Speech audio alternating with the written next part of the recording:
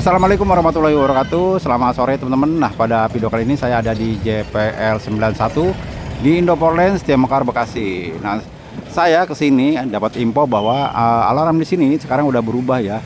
Yang awalnya itu alarm Amerika bawaan dari Siemens tahap kedua ya, atau pemasangan yang ada di 5 titik ya di sini.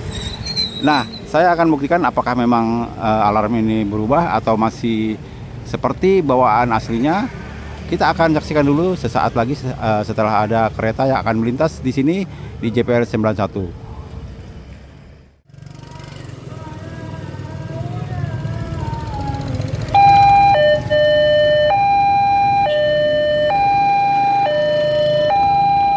Nah, bener aja teman-teman. Sekarang alarmnya itu balik lagi ke alarm lain ya, yang palangnya sudah dicabut.